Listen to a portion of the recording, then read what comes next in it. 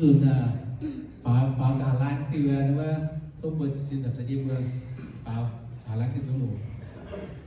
việc rằng cha tông giang này mấy con gì tổ cha phiền xe từ tổ sống từ dùn của na